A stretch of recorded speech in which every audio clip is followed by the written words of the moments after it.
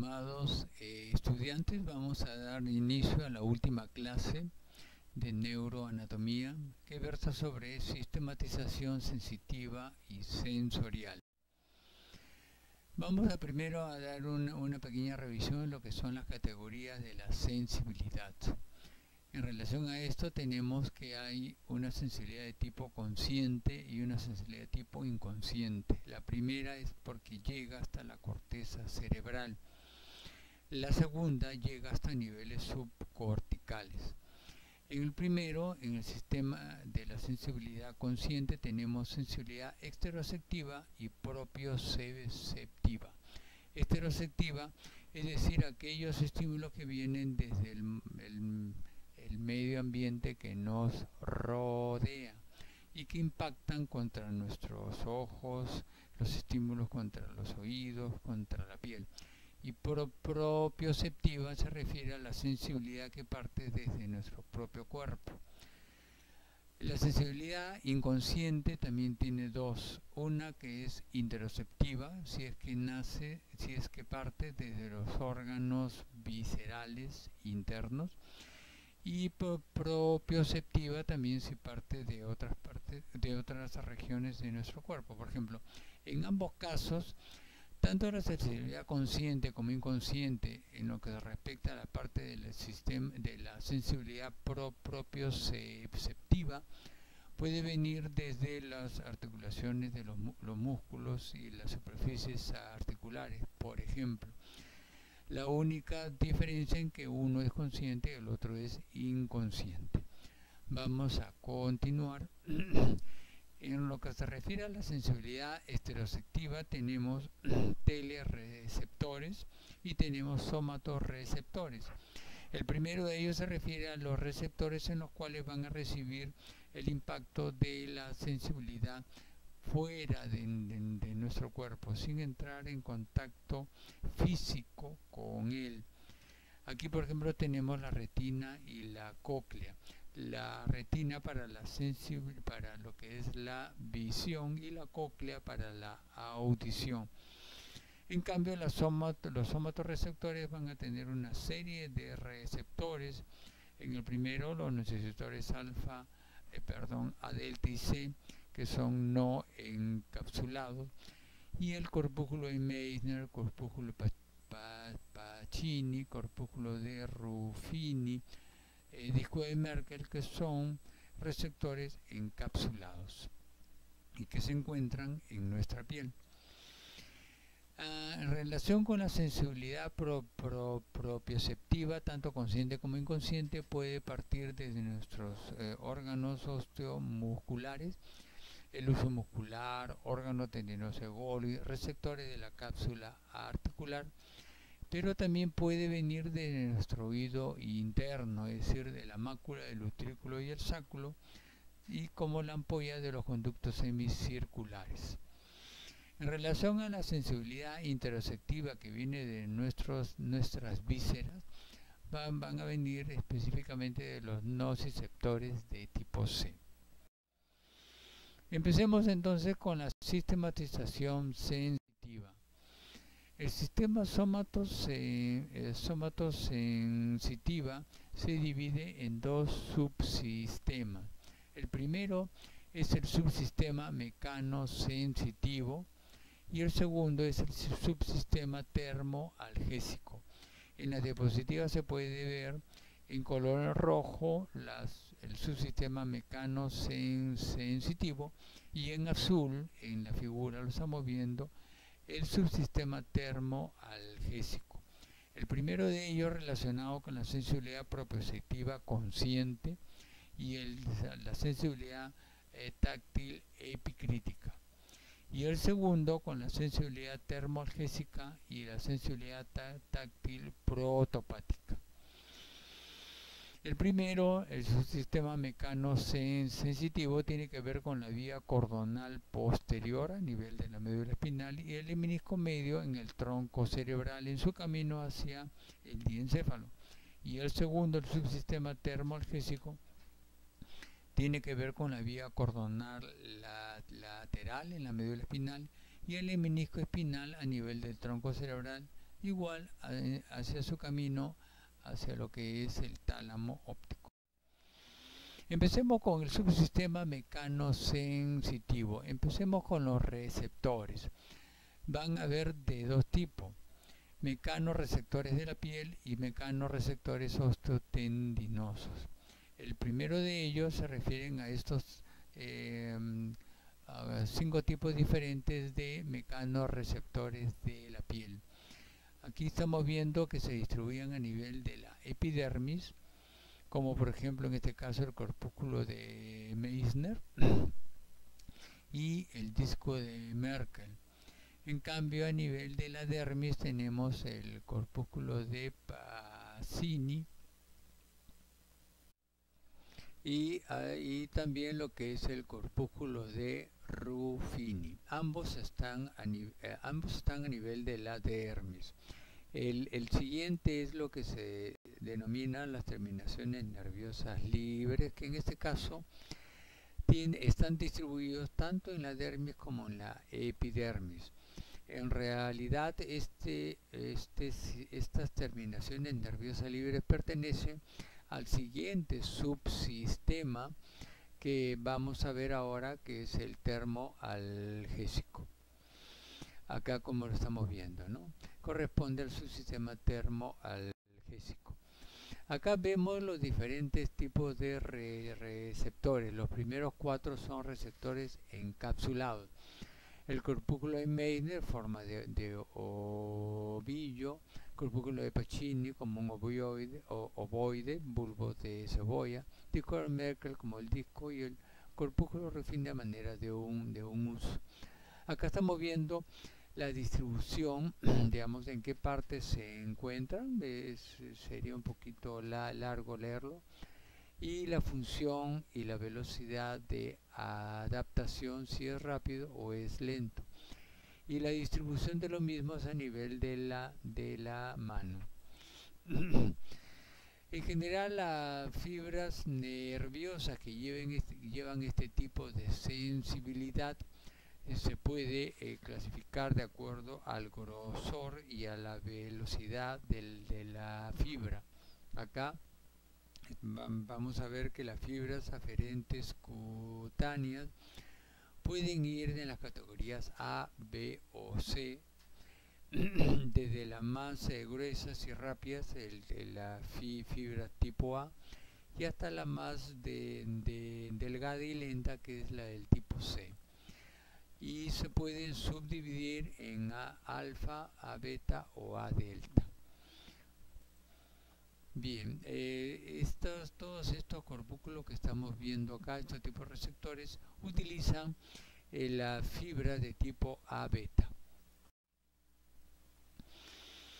La distribución a nivel de la piel cambia. Hay mayor concentración a nivel de ciertas zonas y menor en otras. Acá estamos viendo que, de acuerdo a esto, vamos a ver el umbral de discriminación de 2 puntos, que lo cual se examina clínicamente. Es que esta es una característica epicrítica, y se puede ver cómo a nivel de la yema de los dedos son los sitios en los cuales existe una mayor discriminación para este tipo de prueba, en la cual la distancia entre los 2 puntos puede ser mínima.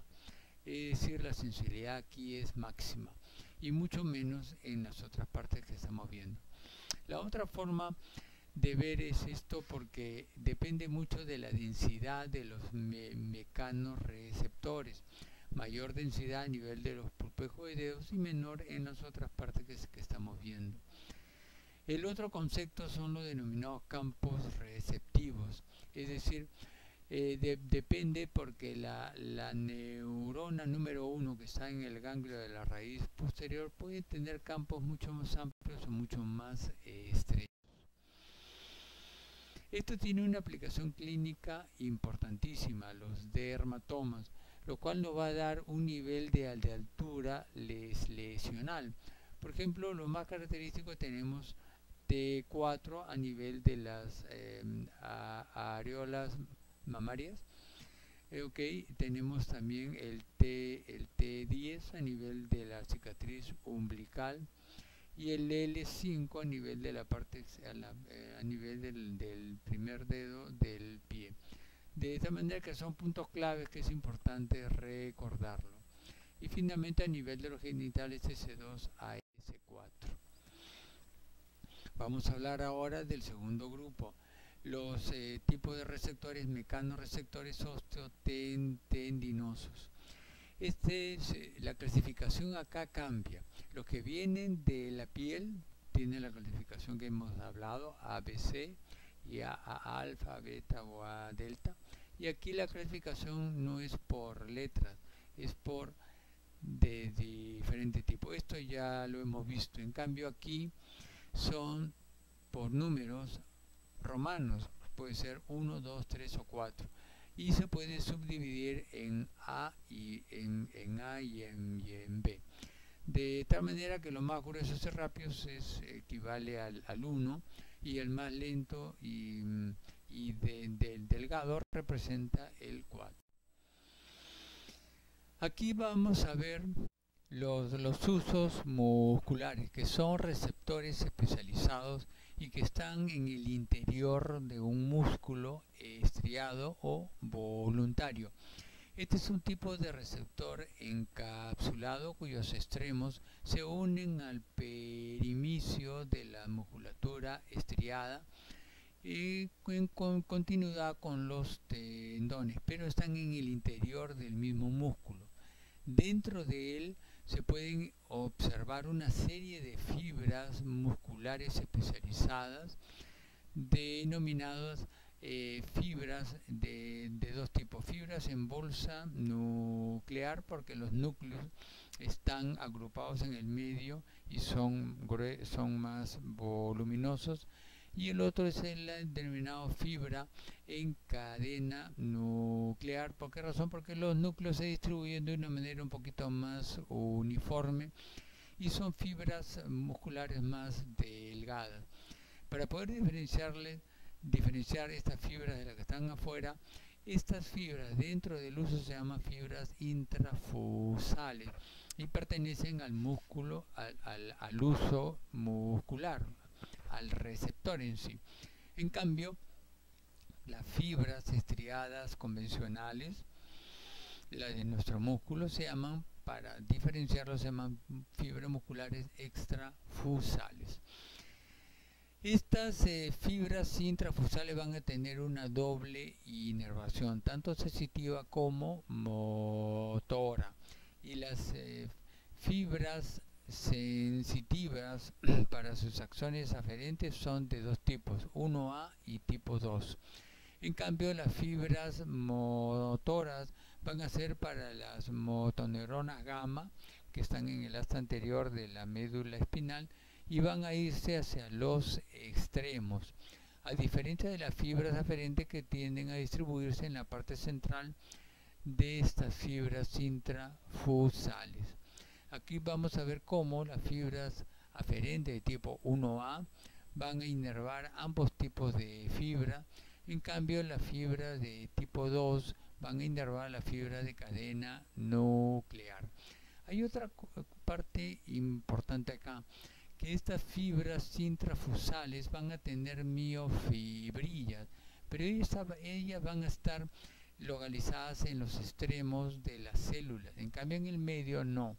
En el centro van a estar los núcleos fundamentalmente, de tal manera de que cuando existe un estiramiento del músculo, todo este órgano, todo este uso muscular va a estirarse y el diámetro de las fibras intrafusales cambia, y este cambio en el diámetro va a accionar, va a estimular las fibras 1A y fibras 2.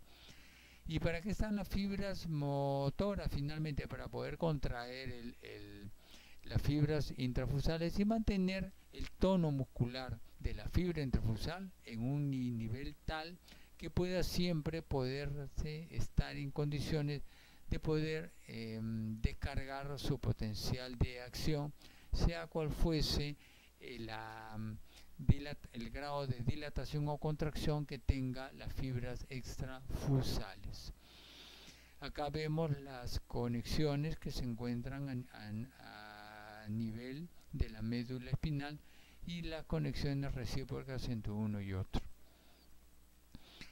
Cuando se requiere una mayor necesidad de una precisión de la fineza del músculo, por ejemplo, para los movimientos de los ojos que se requieren unos desplazamientos muy finos de los ojos, es decir, unas contracciones muy precisas del músculo, se va a requerir un mayor número de usos musculares. Por ejemplo, a nivel de los ojos pueden haber un promedio de un promedio mucho más numeroso que, por ejemplo, la musculatura que está en el cuádriceps femoral, ¿no? El siguiente órgano receptor, tenemos los órganos tendinosos de Golgi. También son receptores que son encapsulados. A diferencia del anterior, va a unirse, va a estar en el interior de los tendones, no va a estar en el interior de los músculos. Y aquí la fibra aferente, a diferencia del anterior que era 1A y 2, aquí es de tipo 1B. Estas fibras van a distribuirse en el interior del órgano tendinoso de Golgi entre las diferentes fibras de colágeno, de tal manera que cuando existe ya no necesariamente un estiramiento o un acortamiento del músculo, sino cuando la tensión muscular cambia, la tensión se transmite a nivel del tendón y esta tensión va a hacer de que la conformación de la fibra de colágeno cambie tridimensionalmente y pueda estimular la fibra aferente 1B. De esta manera que gracias a esto vamos a tener sus conexiones también a nivel de la médula espinal. Finalmente tenemos los receptores articulares que están a nivel de la cápsula articular y los ligamentos. No está muy claro qué tipo de fibra aferente es, pero está relacionado, a diferencia del uso muscular, que era por la longitud del músculo, o el órgano tendinoso de Golgi, que es por la tensión del músculo, aquí se estimula por lo que se denomina la posición articular. La velocidad de adaptación cambia. En los usos musculares puede ser lenta o rápida, órgano tendinoso de Golgi es lenta y en los receptores articulares es rápida.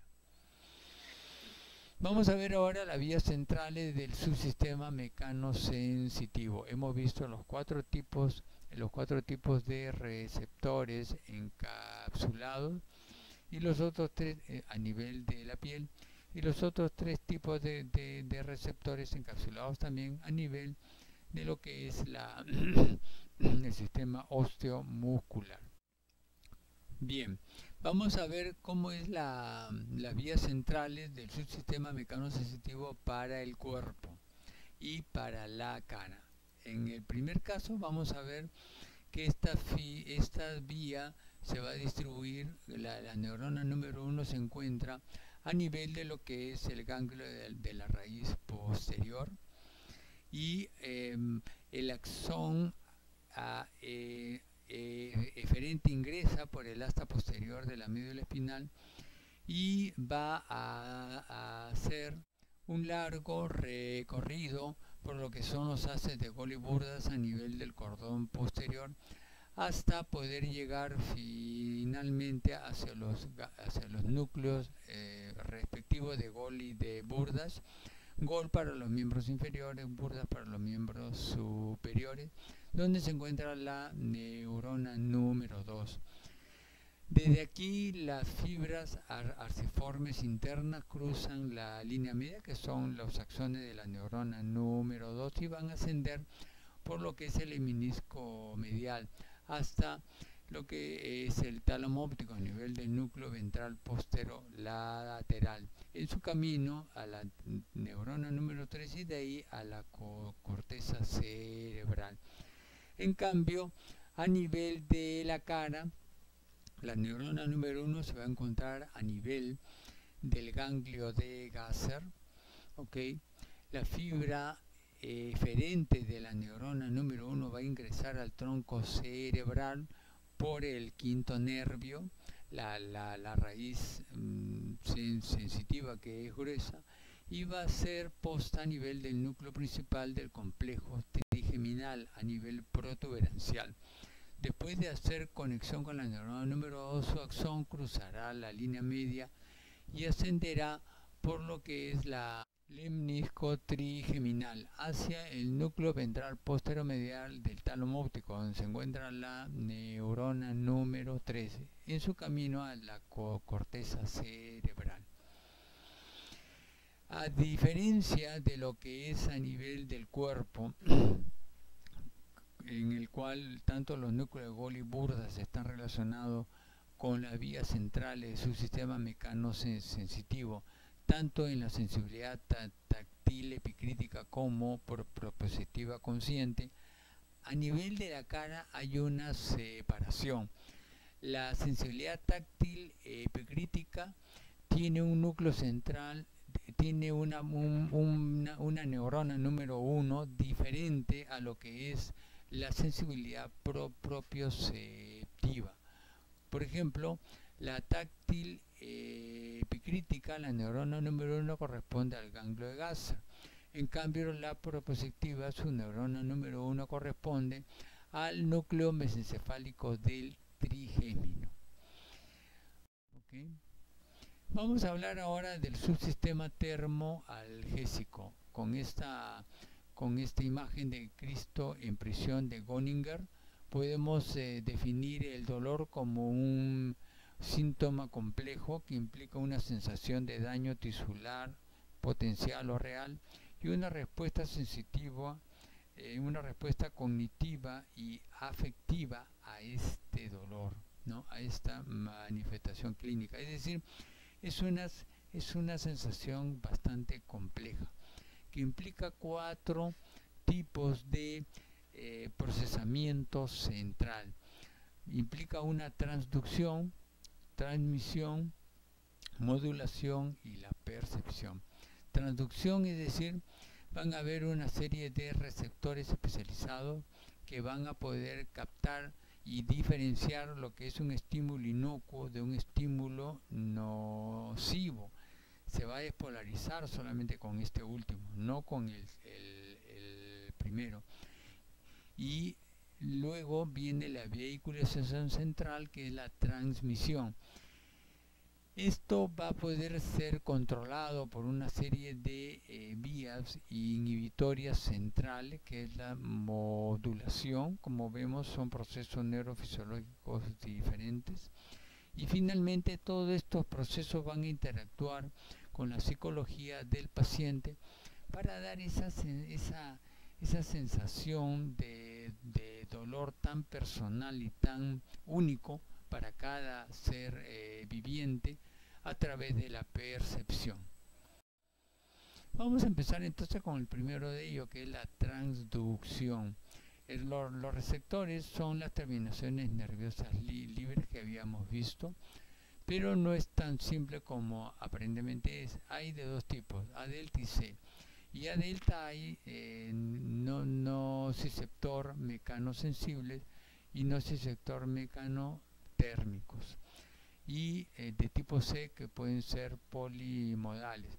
Y tenemos receptores de tipo delta y C denominados silentes. Es decir, hay receptores que normalmente no se estimulan, solamente empiezan a actuar cuando en el medio interno, en el medio que los rodea, hay un cambio en el pH, un cambio con neuroquímicos, con citoquinas, con un proceso inflamatorio, se activan y hace de que el dolor pueda incrementarse mucho más y persistir. La presencia de nociceptores silentes podrían hacernos pensar que existen sistemas de no solamente de primera neurona, sino de segunda y tercera neuronas silentes, es decir, sistemas paralelos que se activarían de acuerdo a al medio inflamatorio en el que se encuentra.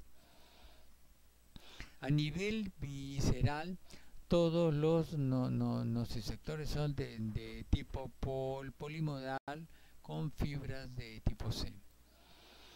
Aquí vamos a ver cómo los cuerpos neuronales de la neurona número 1 de esta vía nociceptiva se encuentran en el ángulo posterior de la médula espinal. Estamos hablando para el cuerpo, ¿no? Cuello, tronco y extremidades. Y en este nivel se van a concentrar los somas o pericariones de ellos, tanto los que vienen de las fibras nociceptivas a nivel de la piel, como de nuestros órganos internos y de lo que son el aparato osteomuscular. Aquí vamos a ver la fisiología de los nociceptores de tipo de fibras A delta y tipo C. Las fibras C son las más primitivas filogenéticamente. Cuando existe un estímulo, lo primero que se va a descargar de manera sumamente rápida es la fibra A delta, que va a dar el primer dolor, que es intenso, que se localiza fácilmente y que tiene una, digamos, graduación en su intensidad. Posteriormente se activan las fibras C para el mismo estímulo, lo cual va a dar ya un dolor un poco más duradero, menos localizado. Y esto se ha podido descubrir bloqueando un tipo de receptor u otro tipo, de tal manera que lo que normalmente sentimos después de un estímulo doloroso, como un dolor agudo, bien localizado, y después nos queda un dolor remanente, medio sordo, poco localizado, pero un poco más constante, es debido a la interacción de las fibras A delta y fibra C.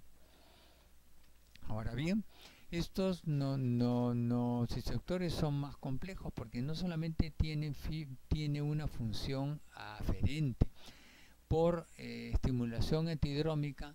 El mismo nociceptor, después de un estímulo nociceptivo, puede liberar sustancia P y el péptido relacionado al gen de la calcitonina, lo cual va a provocar una serie de cambios vasoactivos y una inflamación local, incrementando la posibilidad de que el dolor se perpetúe por más tiempo.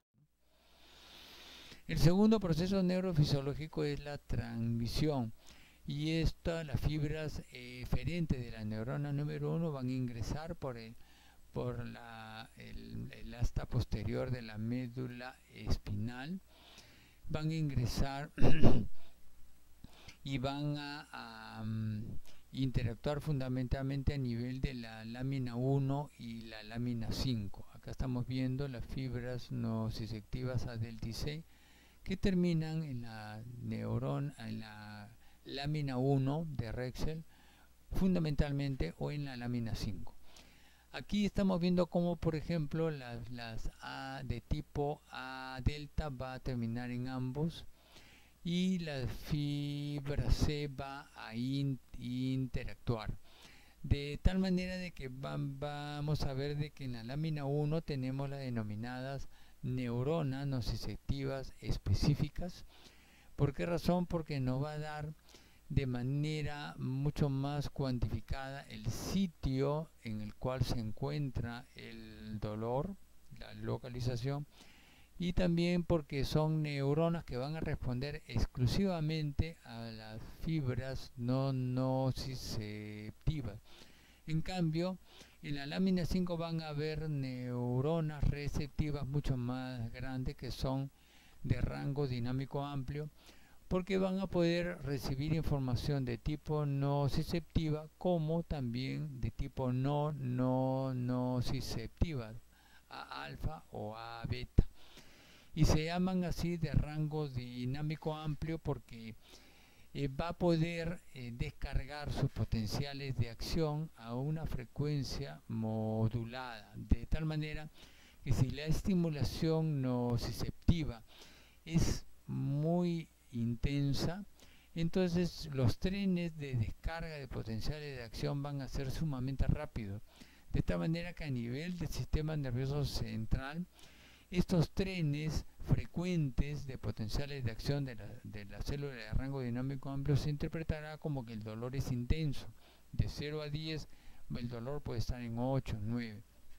En cambio, si estas células son estimuladas con pocos impulsos, descargará su potencial de acción en trenes mucho más lentos, de tal manera que la corteza cerebral interpretará estos trenes de menor frecuencia, más espaciados, como un dolor de menor intensidad. Por eso se llama de rango dinámico amplio. Después vamos a ver en la siguiente parte cómo las células centrales de Cajal y las células limitantes de Cajal intervienen en el siguiente proceso de la nocicepción. Finalmente, estas células nociceptivas específicas de rango dinámico amplio, sus acciones constituirán lo que se denomina la vía espinotalámica, que la estamos viendo acá. El sistema termoalgésico espinotalámico proviene de la neurona número 2 que está en el asta posterior de la médula espinal, que lo hemos visto, cuyo axón va a cruzar la línea media por la por la comisura blanca anterior y subir a nivel del cordón lateral, si viene del cuerpo, hasta el núcleo, llega al tronco cerebral y va a ascender por lo denominado lemnisco espinal hasta el núcleo ventral postero lateral del tálamo. En cambio, si la sensibilidad de tipo nociceptiva proviene de la cara, utilizará el sistema termoalgésico trigeminal. Su neurona número 1 ya no va a estar en el ganglio de la raíz posterior, sino en el ganglio de Gasser. Su axón eferente ingresará al tronco cerebral y hará contacto con lo que es el núcleo trigeminal espinal, ¿okay? Que viene a ser una continuidad del asta posterior de la médula espinal.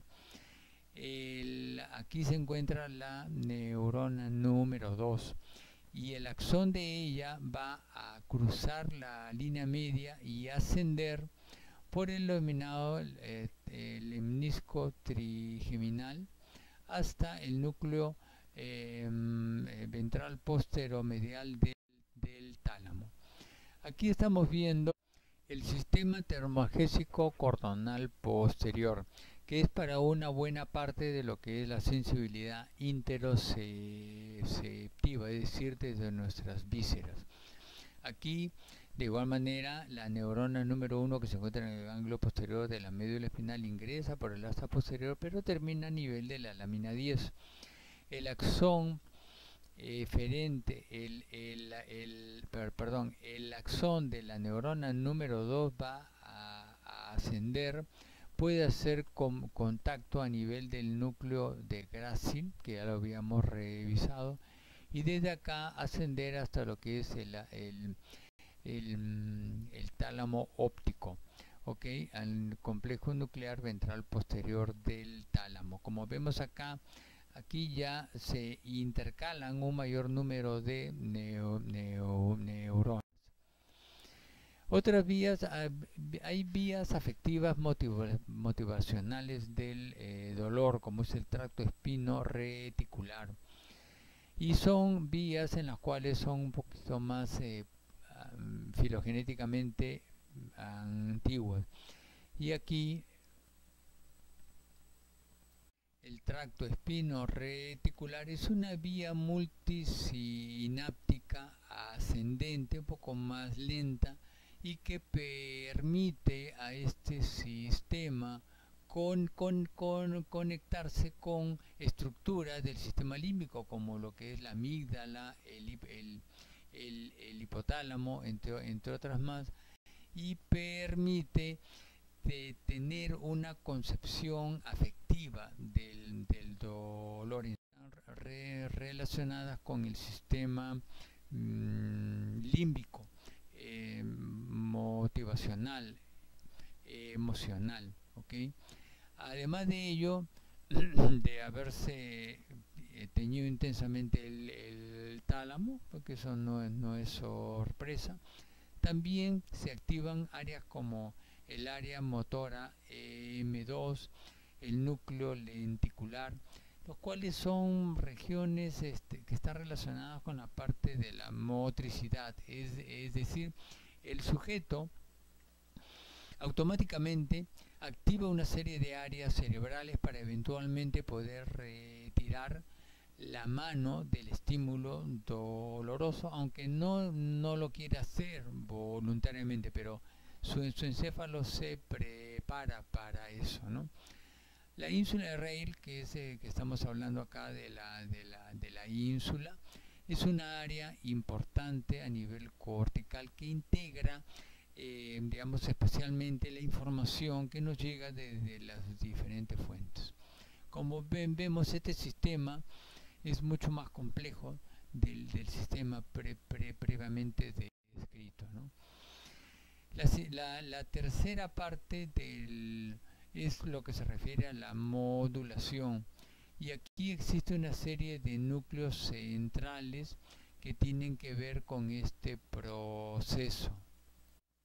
Tenemos a nivel del mesencéfalo la sustancia gris periacueductal con vías descendentes que van a activar el núcleo magno del RAFE a nivel de vulvar, y desde este punto finalmente descender vías serotoninérgicas hacia la lámina 2 del asta posterior de la médula espinal, donde existe una serie de interneuronas inhibidoras que van a poder accionar sobre la vía nociceptiva ascendente para inhibirla. De esta manera es un sistema antinociceptivo y que pueden explicar una serie de fenómenos, como por ejemplo la activación de la acción de la morfina sobre receptores específicos en estas áreas, puede hacer de que este sistema se active intensamente y provoque una inhibición de la nocicepción. Acá tenemos lo exactamente igual, solamente que un poquito más simplificado. Sustancia gris periacueductal que se prolonga con lo que es la sustancia gris periventricular en esta parte.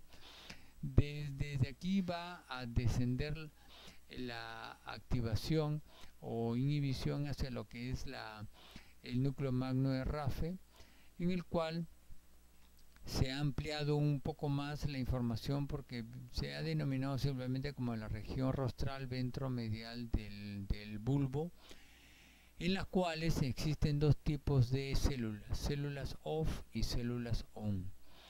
Cuando se activa o se inhibe una u otra de ellas, va a depender si se facilita o no, digamos, la nocicepción en sí.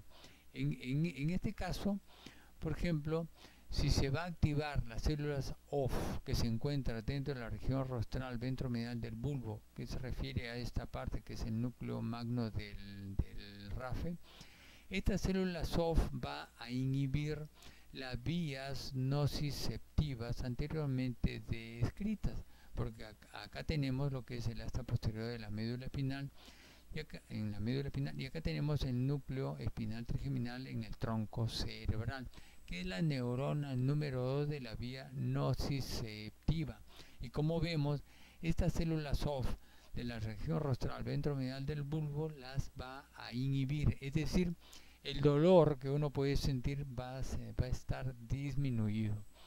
Esta es una explicación clara por qué razón ante un partido de fútbol estamos ahí entretenidos, nos golpean, pero no sentimos mucho. Después que termina el partido y nos damos cuenta que nuestra pierna sangra y el dolor empieza. ¿Por qué razón? porque se activó esta vía inhibidora e impidió e hizo de que la nocicepción que normalmente debería de transmitirse disminuya. Caso contrario sucede acá. Si de la sustancia gris periacueductal viene una orden de inhibición a la célula SON, esta puede ocasionar esto puede ocasionar que la célula ON de alguna forma ayude a que la nocicepción siga, de tal manera que pueden tener efectos contrapuestos de inhibición de la nocicepción o activación y el flujo de la nocicepción. Aquí estamos ampliando esto a nivel del asta posterior de la médula espinal, lo que es la lámina 2. Y aquí vemos cómo estas células centrales de Cajal y estas células laterales de Cajal son interneuronas inhibidoras. Y en este nivel van a descender las fibras inhibitorias serotoninérgicas desde la región rostral ventromedial del bulbo para activar a estas células interneuronas inhibidoras, y al activarlas, las inhibidoras inhiben a las células nociceptivas específicas y a la célula de rango dinámico amplio, provocando que la nocicepción disminuya. Y fue en este punto donde se encontró lo que es la teoría de la compuerta de Melzack y Wall. Hasta antes del descubrimiento de estos dos personajes no se comprendían muchas cosas. Y acá se puede ver con este sistema de compuerta como la estimulación de fibras no nociceptivas, a alfa y a beta por ejemplo, puede estimular una interneurona inhibidora. Lo estamos viendo acá. Puede estimular una interneurona inhibidora, y esta neurona inhibidora puede inhibir a la neurona de proyección central que están acá. De esta manera, un estímulo no nociceptivo puede inhibir un estímulo nociceptivo. Esta es la teoría de compuerta de Melzack y Wall, que digamos, fue ganador de un premio Nobel finalmente. Entonces, esta hipótesis que ya ha sido corroborada explica muchas cosas. ¿Por qué razón? Después de un golpe, el frotar nuestra piel nos alivia. Al frotar estimulamos las fibras alfa y beta y estimulamos la interneurona inhibidora. Y esta es la explicación por qué razón el TENS, la estimulación a través de la piel o la misma acupuntura, puede causar alivio del dolor por activación de estas fibras no nociceptivas. En esta diapositiva que estamos viendo es similar a la que hemos visto. Acá está la sustancia gris periacueductal, la región rostral ventromedial del bulbo con sus neuronas OFF y neuronas ON. Tenemos aquí lo que es el núcleo trigeminal espinal y el asa posterior de la médula espinal. Aquí ya intervienen unos núcleos más. Por ejemplo, la sustancia gris periacueductal puede recibir aferencias desde la corteza cerebral, de la amígdala, del hipotálamo, del sistema límbico, y el sistema de la región rostral ventromedial del bulbo puede activar lo que es el área dorsolateral del tegmento ponto-mesencefálico, por ejemplo, donde se encuentra el locus ceruleus con sus vías noradrenérgicas, ¿okay? Y también tenemos otro núcleo interesante que es el núcleo reticular dorsal, con su interacción de todo este sistema que es el sistema modulador del dolor con el sistema nociceptivo tradicional y las conexiones que hay entre uno y otro. Esta diapositiva permite comprender la actividad de una serie de fármacos. Por ejemplo, acá Estas vías son serotoninérgicas, estas vías son noradrenérgicas, de tal manera que los antidepresivos tricíclicos, al impedir la recaptación de serotonina y noradrenalina, estimula este sistema. Y los antidepresivos tricíclicos son analgésicos buenos, especialmente para el dolor neuropático. Aquí también se puede ver cómo fármacos como el tramadol, cuya mayor actividad es similar, además que tiene un poco de actividad sobre los receptores mu, opioides, también actúan como los antidepresivos tricíclicos, inhibiendo la recaptación de serotonina y noradrenalina. Ahora bien, el área dorsolateral del tegmento pontomesencefálico, como vemos acá, es constituido por una serie de núcleos, entre ellos lo que le mencioné, el locus ceruleus. Y esta región rostral ventromedial del bulbo tenemos principalmente el núcleo magno de Raffet, pero otros núcleos más que se han incorporado. Resumiendo, hasta ahora vamos a ver lo que es la vía somatosensitiva del cuerpo. En el lado izquierdo vamos a ver la mecanosensación, en el lado derecho la termoalgesia. En la mecanosensación tenemos la primera neurona que está en el gángulo de la raíz posterior, que va a tener receptores de tipo encapsulados a nivel de la piel y a nivel del aparato osteomuscular, y son neuronas grandes. En cambio, la termoalgesia van a tener también la neurona en el ganglio de la raíz posterior, pero desde las terminaciones nerviosas libres, y son neuronas pequeñas, pero ambas están juntas, pero funcionalmente diferentes. La neurona número 2, en la mecanosensación tenemos los núcleos de Golgi y Burdas a nivel del bulbo raquídeo, y la neurona número 2 de la termoalgesia son las del asta posterior de la médula espinal. La tercera neurona es a nivel del núcleo ventral posterolateral del tálamo, tanto en la mecanosensación como en la termoalgesia, pero a pesar de estar juntos en el mismo núcleo, funcionalmente cada neurona es diferente, pertenece a dos sistemas diferentes. Y resumiendo esto, también esta vía somatosensitiva a nivel de la cara, tenemos la mecanosensación y la termoalgesia, uno en la izquierda y el otro en la derecha. La mecanosensación, la primera neurona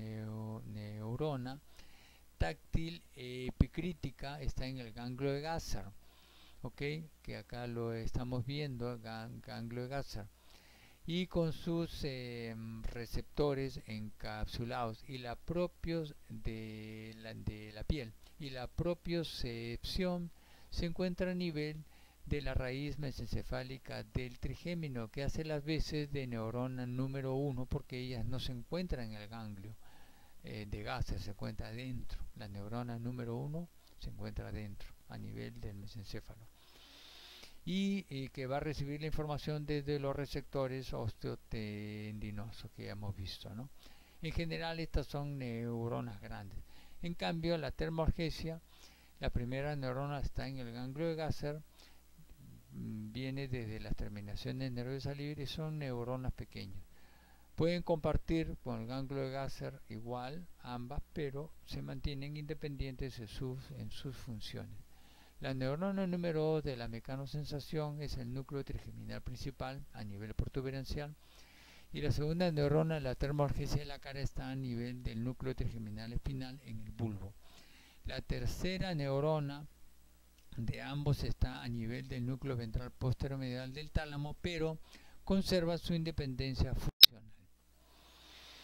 El componente talámico de los subsistemas mecanosensitivos y termoalgésicos se encuentran acá, en el núcleo ventral posteromedial para la cara y núcleo ventral posterolateral para el cuerpo, distribuyendo estos dos núcleos, como estamos viendo acá, ventral posteromedial más oscuro y el ventral posterolateral un poco más claro.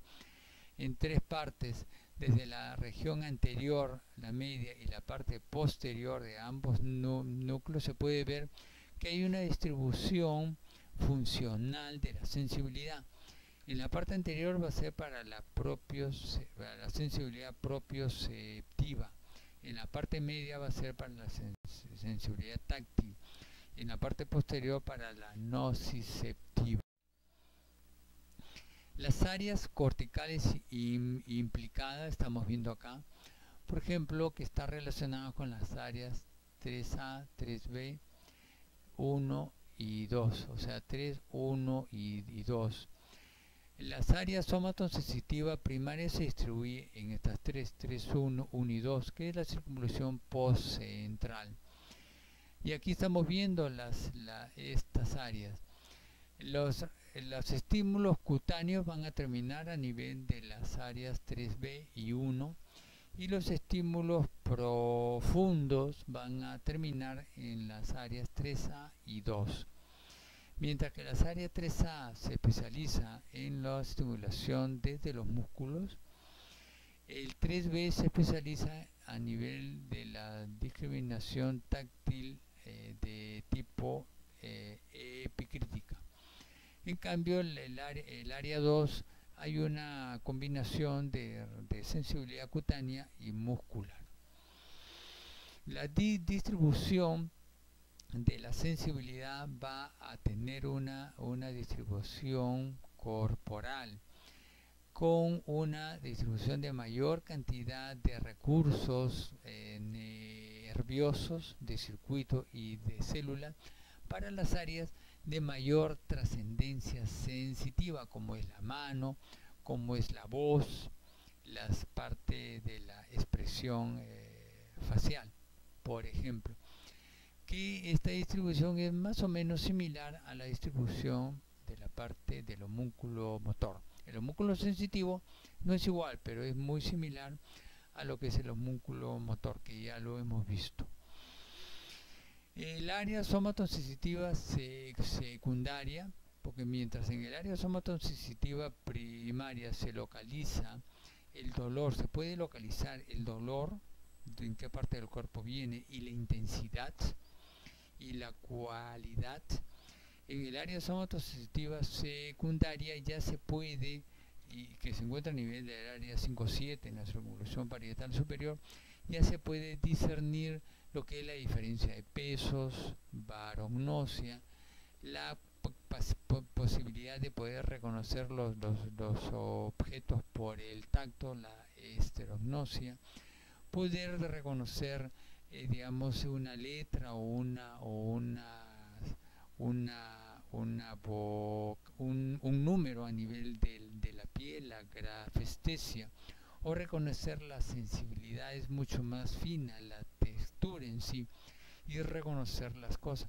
Este tipo de sensibilidad ya de elaboración se lleva a cabo en las áreas somatosensitivas secundarias. Ahora bien, desde las áreas sensitivas que estamos viendo, no solamente tienen la función de recibir información, sino también tiene fibras eferentes, porque del lóbulo parietal van a descender, claro, no he encontrado un esquema mejor que este, pero es simplemente para más o menos darnos cuenta. Del lóbulo parietal no solamente va a recibir información, sino también va a tener una acción eferente, el lóbulo parietal de la sensibilidad, y sus axones descendentes van a ir hacia el asta posterior de la médula espinal para poder regular el flujo de información que le llega a través del tálamo óptico.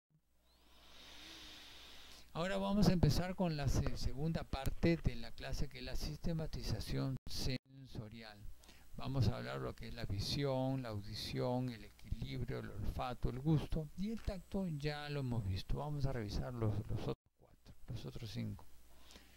La visión es un sistema muy complejo que permite de un solo golpe de vista localizar el objeto, saber la distancia en la que se encuentra, ver la forma que tiene, la textura que tiene, el color que tiene, Y no solamente eso, sino los objetos en desplazamiento podemos ver hacia dónde se van y la velocidad.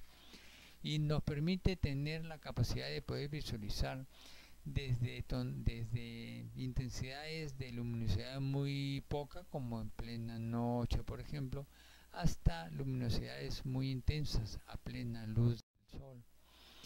La vista, el nervio craneal comprometido es el segundo par. La célula sensorial y el órgano sensorial tenemos los conos y los bastones, la célula sensorial, y el órgano sensorial es la retina que está dentro del ojo. El globo ocular se encuentra acá, y lo que es la parte, digamos, de las estructuras del globo ocular, lo que es, digamos, interno o externo, se lleva a cabo en relación con la parte central, la parte la parte central del globo ocular. Lo que se aproxima más a la parte central es lo interno, y lo que se aleja es la parte externa. De tal manera que cuando vemos la retina, la parte de la retina que está en la parte más interna del ojo será la capa interna de la retina, y lo más externo es lo que está más externo, porque esto puede estar en diferentes partes. Bien, dentro de la retina, las células sensoriales, tenemos los conos y tenemos los bastones. Los conos son un número de 4.5 millones de conos y alrededor de 90 millones de bastones. Las funciones son diferentes. Los bastones tienen una poca resolución espacial, pero una enorme sensibilidad a la luz, y los conos es exactamente inverso. Acá, en lo que respecta a la traducción y todo, los bastones son muy sensibles, basta un solo fotón para desencadenar un potencial de acción. En cambio, el cono requiere un mayor número de fotones. La adaptación al destello es muy lenta relativamente para los bastones y 4 veces más rápida para los conos. Como vemos, hay funciones diferentes entre uno y otro. En lo que es la vista tenemos el color, que se refiere a la frecuencia de la luz, y tenemos la luminosidad, la energía de la luz. Y aquí vemos el espectro electromagnético, que es bastante amplio. Sin embargo, la visión es un rango muy estrecho que estamos viendo acá, y que va entre 440 y 700 millonésimas de milímetro. Desde este punto a la derecha o a la izquierda es invisible, y tenemos a la derecha, por ejemplo, los rayos ultravioletas, que no lo vemos pero lo sentimos, y en sí ya tenemos el resto, como son los rayos X, los rayos gamma, entre otros más, que son energizantes y causan daño a nuestra piel y nuestros órganos internos. En cambio, hacia el lado izquierdo tenemos los de baja energía, que en general no está demostrado que cause daño, como los infrarrojos, que da temperatura pero no lo estamos viendo. Y tenemos las ondas de radio, las ondas de televisión, etcétera, etcétera. La función visual primaria, tenemos la luminancia, la diferencia espectral, tenemos la orientación y el movimiento. Aquí tenemos la vía visual, y podemos ver que la retina se encuentra localizada dentro del globo ocular, y los fotones de luz van a atravesarla completamente, desde su parte más interna hacia la parte más externa. Y es en este último punto donde se encuentra la parte receptiva de los conos y los bastones. En el campo visual tenemos al medio una visión macular, que es la más importante. Tanto es así que ocupa extensas áreas a nivel de la corteza cerebral. En cambio, el resto de la visión periférica ocupa un menor espacio a nivel cortical. Tenemos cómo se distribuye esto a nivel de los campos visuales, a nivel de las retinas, a nivel de los cuerpos geniculados laterales y a nivel cortical. La primera neurona entonces es la célula bipolar que se encuentra a nivel de la retina. La segunda neurona es la célula ganglionar que también se encuentra ahí, ¿ok? Y la neurona dentro del ojo, y la neurona número 3 son las neuronas del cuerpo geniculado lateral que se encuentran en el tálamo óptico en el diencéfalo. Esto desde el punto de vista clínico es importantísimo. En esta columna del medio vamos a ver lo que son los diferentes defectos en los campos visuales. Los números A, B, C, etcétera están enumerados acá. De tal manera que podemos ver una ceguera monocular derecha, una hemenopsia heterónima bitemporal, una hemenopsia nasal derecha, una hemenopsia homónima izquierda, cuadrantanopsia homónima superior izquierda, hemenopsia homónima izquierda. Y la descripción se encuentra acá en el gráfico, así que no requiere mayor explicación. Lo que sí, la hemianopsia homónima izquierda puede ser congruente o incongruente, porque puede estar, por ejemplo, más próximo a lo que es el cuerpo geniculado. Las fibras pueden estar más próximas al cuerpo geniculado, o la lesión puede estar más próxima a nivel cortical. Cuando están más alejadas a nivel cortical es incongruente, es decir, las hemianopsias no son exactamente iguales, y conforme las fibras se van alineando y van congruyendo de manera congruente, van llegando al mismo punto a nivel cortical, esta hemianopsia puede ser congruente, es decir, ser prácticamente igual uno y otro. Los circuitos neurales de la retina, acá lo estamos viendo, está constituida la retina por una serie de capas, toda la cantidad de capas que hay, y podemos apreciar los conos y los bastones que van a tener una distribución y una circuitería diferente. Por ejemplo, múltiples bastones van a converger a pocos números de células bipolares de los bastones, y estas prácticamente a una sola célula ganglionar especializada. Es decir, hay un fenómeno de convergencia.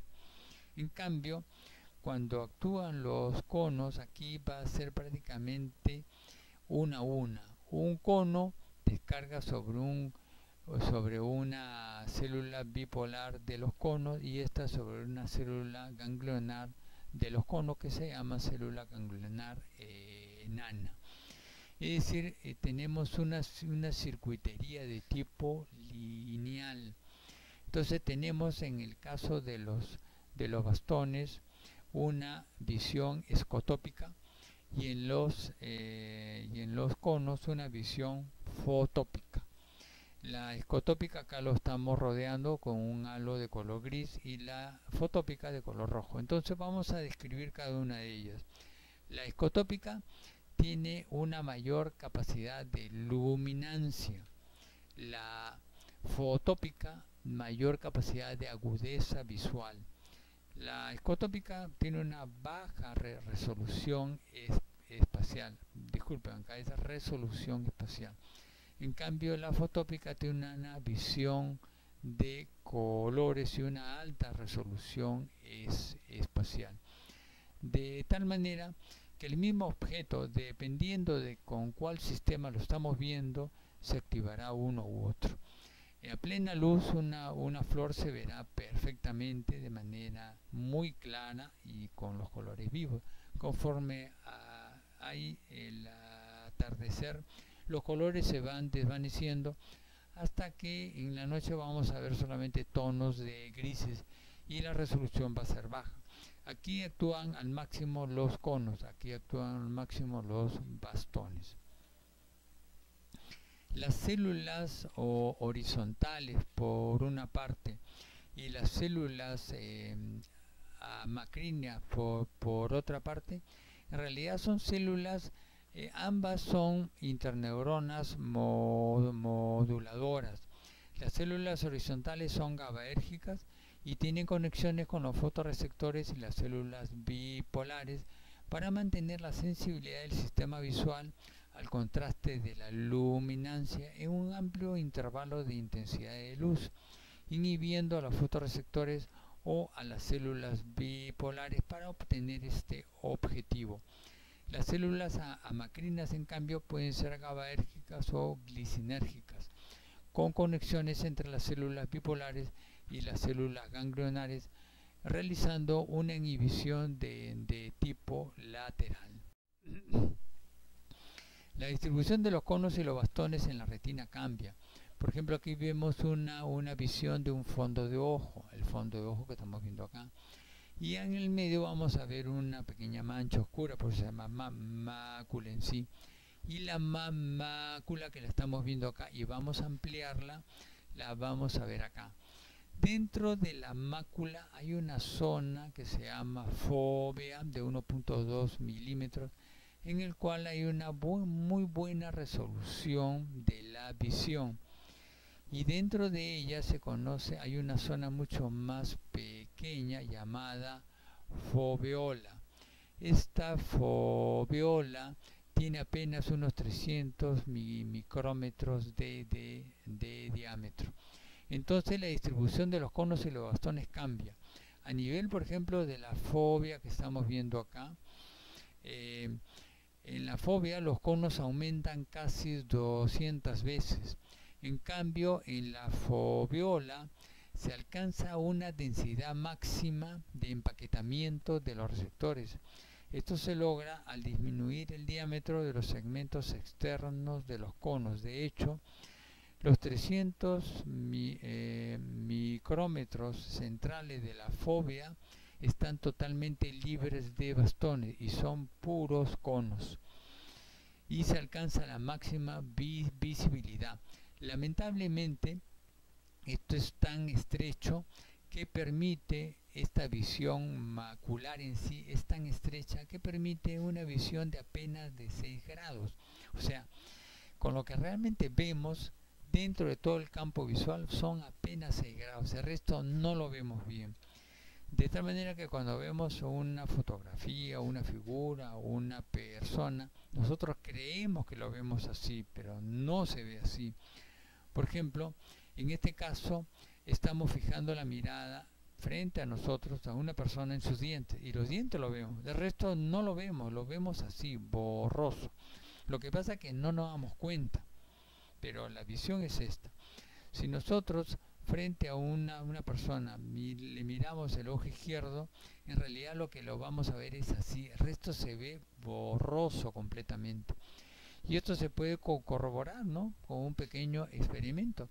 Si uno tiene un papel escrito delante de uno a unos 30 centímetros y uno se fija la mirada y no mueve la vista de una palabra, la palabra que está arriba, abajo, a la izquierda, a la derecha no se lee bien. Y dos palabras hacia arriba, abajo, izquierda, derecha, es imposible que se pueda leer. Porque justamente estamos hablando de los 6 grados. Vamos a hablar ahora de los reflejos relacionados con la visión. Reflejo pupilar a la luz. La pupila puede variar desde una miosis a una midriasis, como lo estamos viendo acá. Midriasis, miosis. ¿Ok?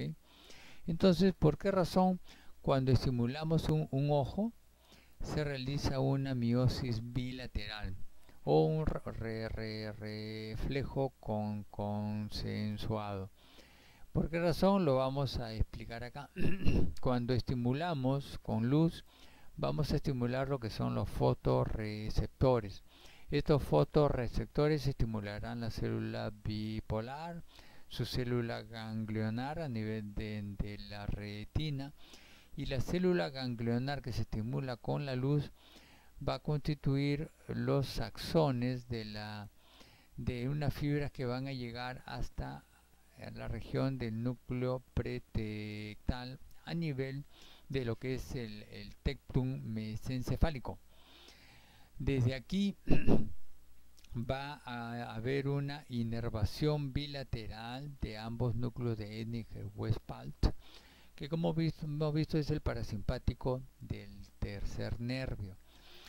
Una vez estimulado el núcleo de Hennig-Westphal bilateral va a ir hacia la neurona número 1, hacia la neurona número 2 parasimpática en el ganglio ciliar bilateral, y esto a su vez lo que va a ocasionar es actuar sobre el músculo circular del iris para ocasionar la miosis, ¿ok? Por esa razón, estimulando un ojo hay una miosis bilateral. El otro reflejo importante es dirigir los ojos hacia un objeto de interés. ¿Por qué? Porque nosotros vamos a poder ver bien si el rayo de luz apunta y llega a la mácula en sí. Porque si no llega a ese nivel, nosotros no vamos a ver claro. Por esa razón, el ojo de manera automática se mueve constantemente para siempre tener enfocado el objeto que estamos viendo. De tal manera de que el sujeto puede enfocar el foco de atención, en este caso para que se pueda alimentar, el foco de atención que está representado por los senos de su mamá. Pero claro, de tal manera que el foco de atención está ahí y los ojos se mueven, pero teniendo siempre en consideración que la fobia sea estimulada por estos rayos de luz que viene rebotando desde este punto. Si bien este mecanismo se conserva durante toda la vida y el foco de atención es el mismo, probablemente aunque sea el foco el mismo, el interés puede cambiar, pero siempre dirige los ojos hacia un objetivo de interés. El otro reflejo es de la oculocefalogiria, que ya lo hemos visto en la clase de sistema motor. Y aquí la regulación de la conducta homeostática relacionada al ciclo de día y noche ya lo hemos revisado en lo que es la clase de diencéfalo, específicamente del hipotálamo. Las áreas corticales comprendidas en las áreas visual primaria es el área 17, que es alrededor y en la profundidad, sobre todo en la profundidad, que es una extensión bastante grande, de la cisura calcarina en el lóbulo occipital. Y el área visual secundaria son las áreas 18 y 19 que completan el resto del lóbulo occipital. En el área visual primaria es donde llega la información y en el cual puede su estimulación ocasionar chispazos de luces, formas no muy constituidas. En cambio el área 18-19 ya nos va a dar visiones mucho más exactas, visión de color, la velocidad, el movimiento, ¿ok? Y acá lo estamos representando tridimensionalmente para que lo puedan ver, la distribución de estas áreas, ¿no? Vamos a empezar ahora con la audición. La audición está dado por el octavo par craneal. El aparato auditivo está constituido por tres partes: el oído externo, el oído medio y el oído interno. Son tres partes embriológicamente diferentes que se tienen que unir y tiene que haber una continuidad funcional, y la función de cada una de ellas no solamente es embriológicamente diferente, sino funcionalmente diferentes. Acá tenemos una representación del oído interno tridimensional. Para lo que nos compete acá en la audición tenemos el caracol. El caracol cortado vamos a ver que es mucho más complejo que un simple conducto, es más complejo esto. Y son 2 vueltas y media la que gira. La audición humana varía entre los 20 y los 20.000 Hz. Y aquí estamos viendo el rango humano y algunos animales que pueden tener audición infrasónica o audición ultrasónica. En realidad solamente los niños pueden alcanzar estas capacidades, desde los 20 hasta los 20.000 Hz. A partir de la adolescencia ya la audición baja y ya los adultos y peor los ancianos, el rango se estrecha mucho más, ¿no?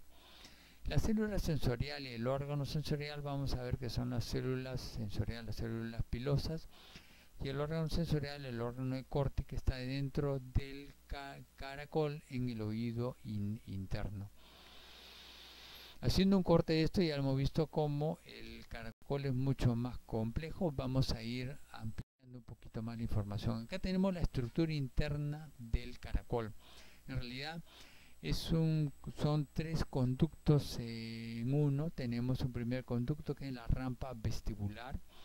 Tenemos segundo conducto, la rampa timpánica, ambos llenos de perilinfa. Y tenemos una tercera rampa, rampa media, que está lleno de endolinfa. Ahora bien, dentro de la rampa media tenemos el órgano de corte, que es el órgano de la audición.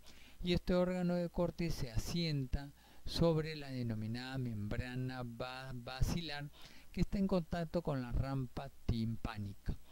Acá tenemos el ganglio coclear o espiral, que se encuentra dentro de la columela del oído interno, que es el asiento de la neurona número 1 de la vía auditiva. Acá tenemos esto, el caracol, y aquí tenemos una vista un poquito más exacta de lo que realmente es y la función que ésta tiene. En realidad, extendiendo el caracol, podemos ver cómo estas dos rampas se comunican en el extremo derecho. Por ejemplo, la rampa vestibular se comunica con la rampa timpánica a través del helicotrema, de tal manera que cuando viene el sonido, estas ondas sonoras impactan contra el tímpano se mueve, se transforma una estimulación auditiva en una estimulación mecánica, porque el tímpano se mueve. Este tímpano que se mueve los huesecillos, el martillo, el yunque, el estribo, en una distribución mecánica pura, un estímulo mecánico. Y el estribo finalmente, como lo estamos viendo acá en el extremo izquierdo de esta figura, está en contacto con la ventana oval. Entonces va a provocar a manera de tirabuzón, de un bombeo, va a provocar una ola hidrodinámica de perilinfa que se distribuye como una ola a nivel de la rampa vestibular, sigue hasta el final, hasta la parte superior, hasta el ápice, se da la vuelta por el helicotrema y desciende y baja después por la rampa timpánica. En el momento que baja y la onda de hidrodinámica, por una energía hidrodinámica en sí, mueve la membrana basilar, y esto va a activar el órgano de corte. ¿Ok?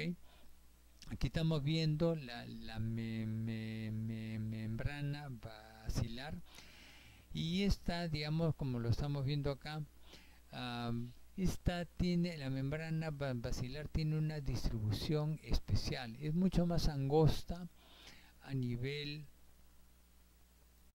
que es más estrecha y más rígida a nivel basal, como lo estamos viendo, y es más anchita, es más ancha y flexible a nivel apical, de tal manera de que depende en dónde se encuentra la mayor energía, la onda de propagación, para que el movimiento pueda ver si es que se estimula, digamos, las frecuencias más altas, las más agudas, o las más bajas, las más graves. Y aquí estamos viendo esto, justamente ahí. Esto hace de que la parte de lo que es el ápice del caracol sea, digamos, sensible para los sonidos graves, y la base del caracol sea sensible para los sonidos agudos, por ser más estrecha y más rígida. Es como cuando uno tiene una guitarra. Si uno tiembla la cuerda y lo pone rígida, el sonido es más agudo. Si uno suelta la cuerda y es más blanda, más menos rígida, el sonido es más grave. Y esto se puede ver, se puede examinar a través de lo que es el diapasón, ¿no? Acá tenemos un esquema que explica todo esto, ¿no? Bien, vamos entonces a ampliar la parte del órgano de corte. Y aquí tenemos justamente el famoso órgano de corte. El órgano de corte tiene se asienta sobre la membrana basal. Tiene células de soporte y una cosa muy importante, tiene las células pilosas externas en 3 filas y las células pilosas internas en una sola fila, pero que es lo más importante en la audición. Prácticamente el 95% de la audición se encuentra acá, en las células pilosas internas. Como podemos apreciar, las células pilosas tienen una serie de estereocilios que están en el interior de la denominada membrana tectoria. Entonces, y acá tenemos el axón aferente de la neurona bipolar del ganglio coclear, que es la neurona número 1, ¿no? Bien, entonces, cuando pasa esa onda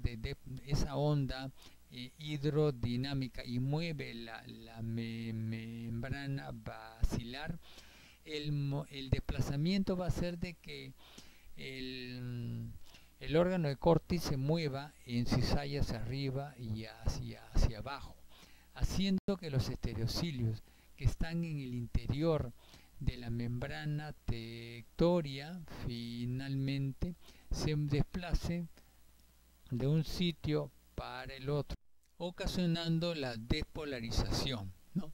De esta manera se liberan los neurotransmisores de la célula pilosa hacia el axón aferente de la neurona número 1 de la vía auditiva. Este es otro esquema exactamente igual, un poquito más simplificado, que avala lo que estamos manifestando. La vía auditiva está constituida entonces por una primera neurona en el ganglio espiral, que está en la columela del oído interno, una segunda neurona que está en los núcleos coclear ventral y coclear dorsal a nivel del bulbo raquídeo, y desde aquí va a ascender bilateralmente a la neurona número 3 que se encuentra en el núcleo geniculado medial a nivel del tálamo óptico. Bien, han habido una serie de estudios por audición monoaural, ya sea en este caso por ejemplo en el oído izquierdo, monoaural por ejemplo en el oído derecho, o una audición dicótica, es decir, estimulando ambos oídos en simultáneo con letras o con palabras parecidas, por ejemplo va y ga, para ver si existe alguna diferencia en el reconocimiento.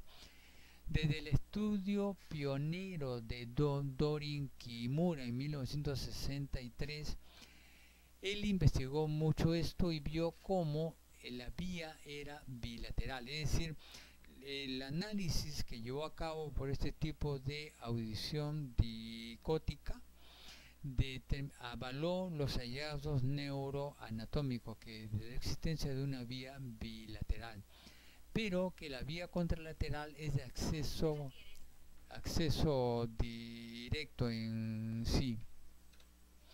En audición dicótica, la información contralateral inhibe la información ipsilateral, de tal manera de que la información cruzada es mucho más fuerte y mucho más efectiva.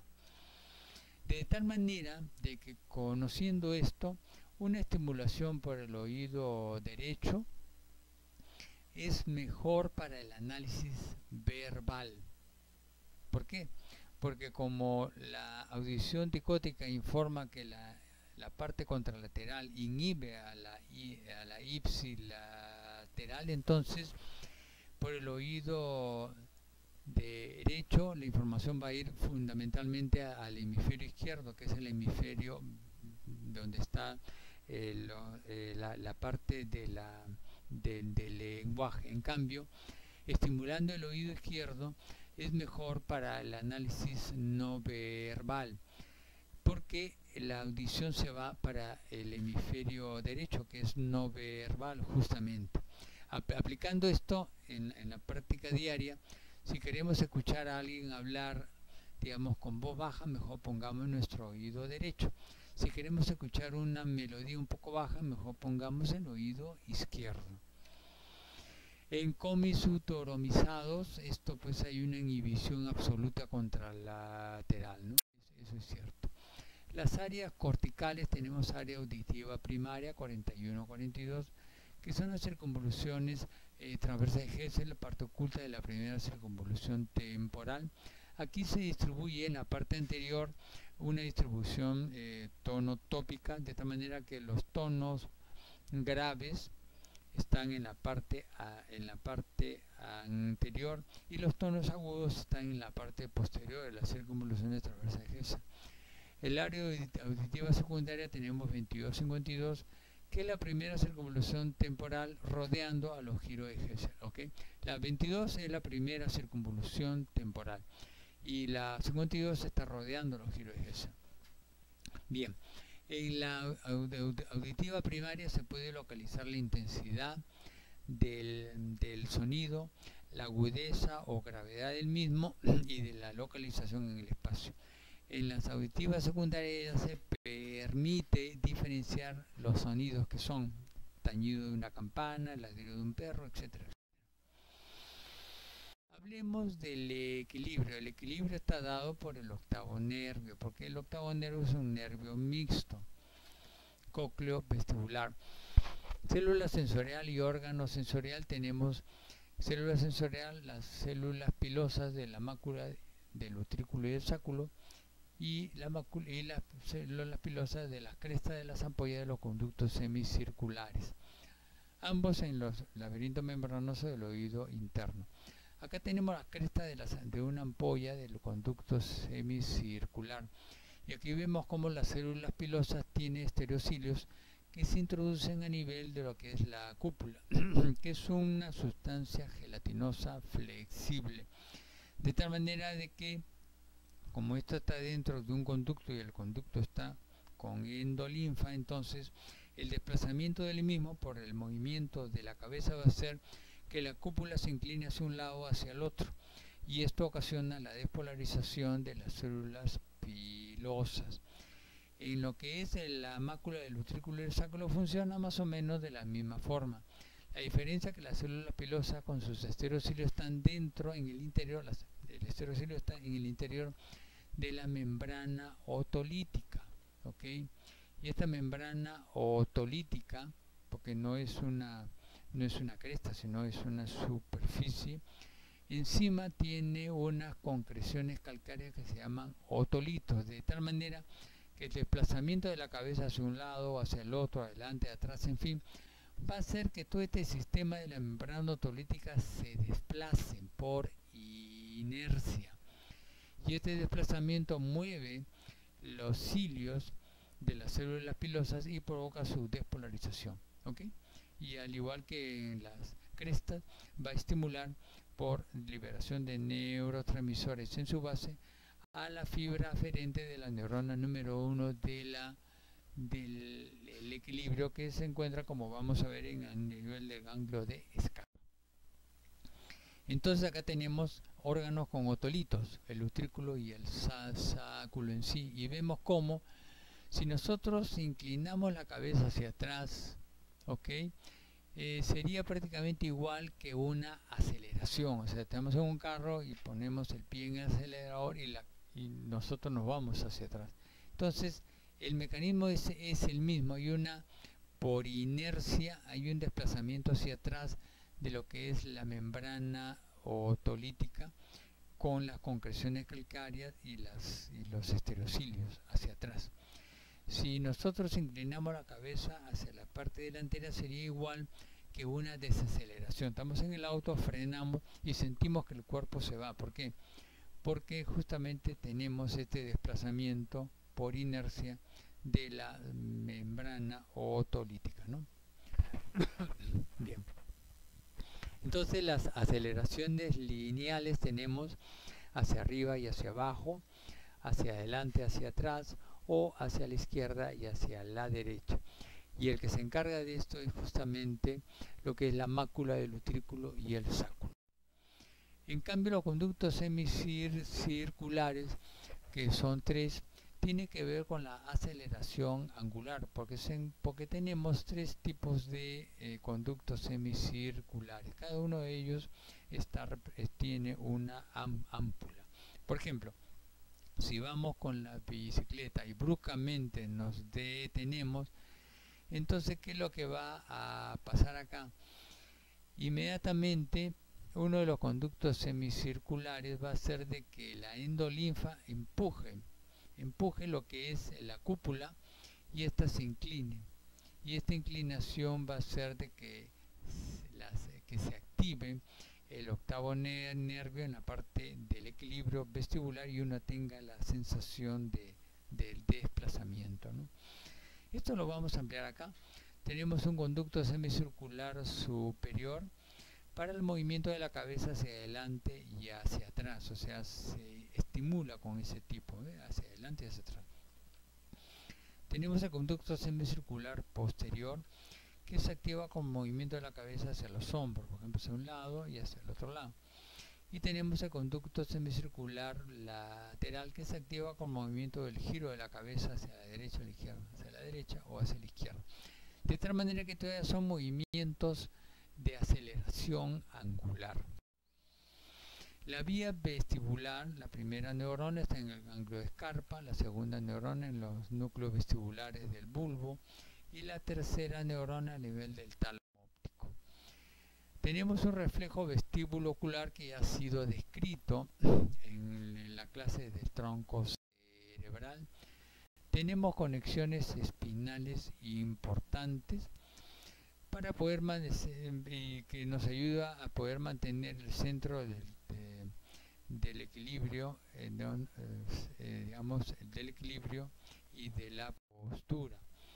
En lo que respecta a las áreas corticales, tenemos áreas primarias del equilibrio, áreas 3, 1, 2, en la circunvolución postcentral, pero a nivel de la representación de la cara. Algunos autores dicen que a nivel de las orejas, pero en fin, habría que corroborar esto. ¿Okay? Y el área secundaria del equilibrio a nivel del área 5, que está en la parte anterior de la circunvolución parietal superior. El olfato está dado por el primer nervio craneal, la célula sensorial no existe. El órgano sensorial es el epitelio olfatorio, que está en la parte superior de las fosas nasales. La mucosa nasal, si la vemos en la cara superior, la cara inferior hacia la mucosa misma, vamos a ver que tiene varias partes, ¿no? Tiene células basales de las cuales se van a generar las otras dos células, son células generadoras. Tenemos las células de sostén que dan apoyo y digamos equilibrio funcional a las otras células que son las neuronas olfatorias. Y la glándula olfatoria de Bowman, que permite por su secreción hacer de que las sustancias odoríficas o odorantes se diluyan en ella y pueda activar lo que son las células neurona olfatoria.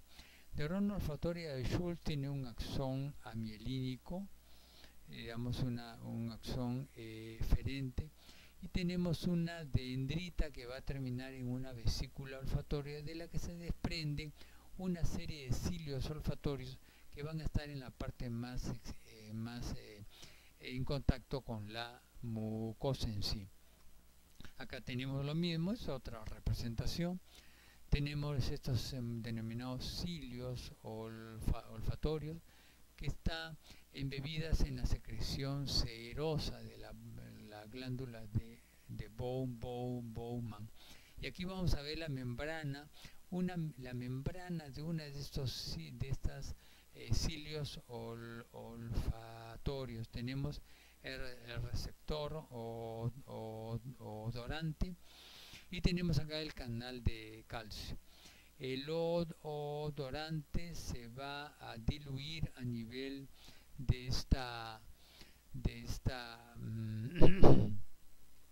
esta sustancia, y va a permitir que se estimule el receptor odorante por intermedio de una serie de mecanismos intrínsecos. Se permite que ingrese el calcio y se estimulará y despolarizará la neurona olfatoria o célula de Schultz. Aquí vamos a ver la parte esta de los en un corte sagital y en una cara basal, las diferentes partes.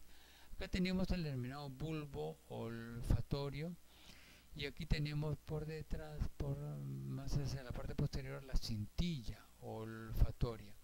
Esta cintilla olfatoria termina en estría olfatoria medial por una parte y una estría olfatoria lateral por la otra. Si ampliando esta región vamos a ver las tres partes, ¿no? El bulbo olfatorio, el hueso etmoides y el epitelio olfatorio y la mucosa nasal.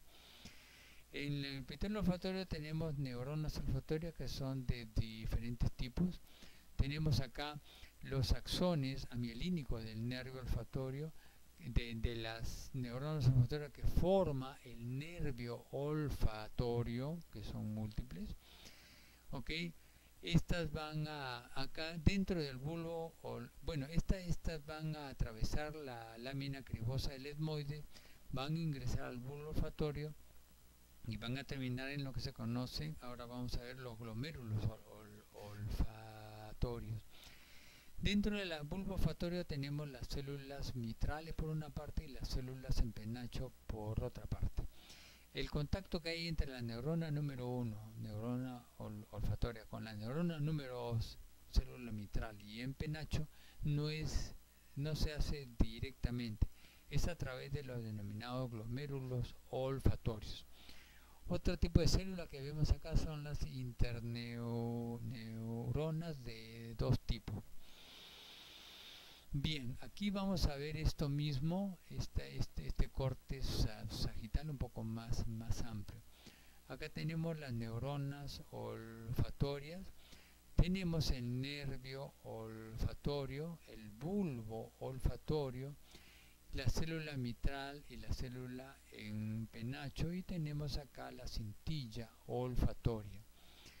Y en el interior de lo que es la cintilla olfatoria tenemos el denominado núcleo olfatorio. Bien, y otro punto importante para poder ampliar la información es la comisura blanca anterior, que ya lo hemos visto en una clase previa, ¿no? La imagen que vemos acá del bulbo olfatorio es para destacar la célula mitral, la célula en penacho. Los axones de ambas van a formar la cintilla olfatoria, si no ha quedado claro.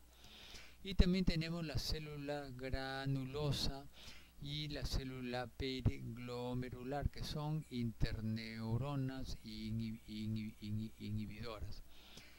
Aquí vamos a ver cuya función es más o menos similar a lo que habíamos ya observado con las células horizontales y las células amacrinas a nivel de la retina. Estas cumplen una función más o menos similar. Acá tenemos la comisura blanca anterior, okay, aquí está, y acá se puede observar cómo el núcleo olfatorio tiene axones que van a cruzar la línea media por la comisura blanca anterior hasta el otro bulbo olfatorio del otro lado, permitiendo que la información que recibe un bulbo olfatorio sea compartido con el otro. ¿Okay? Acá tenemos la célula mitral, acá tenemos una célula granulosa, tenemos la estría olfatoria medial que va a formar parte de la cintilla blanca anterior, y tenemos la estría olfatoria lateral, por la que la información olfatoria va a llegar a la corteza cerebral. Entonces, ¿cómo funciona esto? Esto sirve para una inhibición. Si hay mayor concentración de sustancia odorante que ingresa por un lado de una fosa nasal, entonces estas diferencias de concentración va a ser de que este bulbo olfatorio inhiba el otro bulbo olfatorio y el sistema nervioso central se dé cuenta que aquí hay mayor concentración que acá, y uno puede localizar en el espacio el estímulo oloroso. Por esa razón, cuando uno quiere oler algo, mueve la cabeza de un lado a otro. ¿Por qué? Porque está haciendo que funcione esto, ¿okay? Entonces la neurona número 1, que es la neurona olfatoria, se comunica con la neurona número 2, que es la célula mitral y en penacho, y está directamente con la corteza cerebral, el área 34, como vamos a ver ahora. La vía olfatoria está formada por la primera neurona, la célula Schultz, en la mucosa olfatoria, la segunda neurona, célula mitral, en el bulbo olfatorio. Tercera neurona no existe. ¿Por qué razón? Porque la segunda neurona se comunica directamente con el área olfatoria primaria, que es el área 34, que es la región prepiriforme, como lo estamos viendo ahí, y el área olfatoria secundaria, que es la 28, 35, 36. En la primaria podemos tener la sensación si el olor es intenso o es suave, y la localización en el espacio, pero en el área secundaria podemos reconocer que es, ¿no?, que es la circunvalación del parahipocampo. Bien. Para finalizar el gusto, el par craneal que está comprometido son tres: el séptimo bis, el noveno y el décimo. Célula sensorial y órgano sensorial, tenemos las células gustativas y el órgano sensorial, papilas gustativas en la lengua. En la lengua, los nervios craneales se distribuyen de la siguiente manera: el séptimo bis, 2/3 anteriores de la lengua para la sensibilidad gustativa, y el 5/3 para lo que es la sensibilidad general. Hay una diferencia ahí. En el tercio posterior, el noveno nervio es para ambos, sensibilidad general y gustativa. Y en la epiglotis, en la parte posterior, el décimo nervio también para ambos tipos de sensibilidades. Ok, aquí vamos a ver un pequeño corte de la lengua amplificado. Vamos a ver los diferentes tipos de papilas gustativas, como la papila fungiforme, filiforme o caliciforme. Ampliando esto mucho más, podemos ver un corpúsculo gustativo, y los corpúsculos gustativos están constituidos por células de sostén y células sensoriales. ¿Ok? Bien. Y donde van a terminar, van a llegar las terminaciones nerviosas de la neurona número 1. Lo que se refiere a la tipo de sensibilidad gustativa, tenemos 5: ácido, amargo, salado, dulce y umami. La distribución de ellas es más o menos a grandes rasgos: el ácido a los lados de la lengua, el amargo en la parte posterior, y hay cierta superposición entre lo que es el salado, el dulce y el umami. En esta diapositiva vamos a ver por una parte lo que es el sentido del gusto y por la otra la célula sensorial especializada. En el salado, por ejemplo, va a actuar a nivel de los iones sodio, a nivel de los receptores específicos de ion sodio, que va a ingresar y va a ocasionar la despolarización de la célula sensorial. Esta despolarización permite que se abran los canales de calcio que van a ingresar y van finalmente a llevar a la digamos, liberación de neurotransmisores desde la célula especializada, desde la célula sensorial, para estimular el nervio, la fibra aferente de la neurona número 1. En relación con el ácido, aquí van a ser los hidrogeniones, aquellos que van a ingresar a través de los canales de iones específicos y van a ingresar a causar similar a lo previo, una despolarización, y esta despolarización permite el ingreso similar también al salado, ingreso de calcio, y que va a conllevar a la liberación de neurotransmisores para estimular la fibra aferente de la neurona número 1. El dulce, en cambio, actúa un poquito diferente. Acá los azúcares tienen receptores específicos que va a causar un cambio conformacional de la proteína G. Esta va a conllevar a una serie de proteínas transmembrana, un segundo mensajero, y permitir la apertura de los canales de potasio. Y esto, debido a esto de que se cierran los canales de potasio, la polarización de la célula cambia, se acerca hacia el umbral hasta su despolarización. Y esta despolarización, igual que los anteriores, libera neurotransmisores, etcétera, etcétera. El umami son los aminoácidos los que van a causar la estimulación de su receptor específico, y de manera similar al dulce va a actuar la proteína G, va a actuar segundo mensajero, cierre los canales de potasio. El amargo va a actuar sobre los receptores específicos que reaccionan ante la quinina, y el mecanismo es parecido a lo que es el dulce, el umami, a diferencia de que en lugar de cerrarse el canal de calcio, finalmente el segundo mensajero hace que exista una apertura de los canales de calcio, una liberación de calcio, desde el retículo endoplásmico, y esto va a permitir la liberación de neurotransmisor y con los eventos ya descritos, ¿no? La vía gustativa, la neurona número 1, ganglio del séptimo bis, noveno y décimo. El séptimo bis, el ganglio geniculado, del noveno el ganglio petroso, y el décimo el ganglio nodoso. La neurona número 11 es el núcleo gustativo dentro del bulbo raquídeo, y la número 13 en el tálamo óptico en el diencéfalo. Las áreas corticales, área gustativa primaria, es a nivel del opérculo parietal frontal y la ínsula anterior. El área gustativa secundaria, la corteza orbitofrontal posterolateral.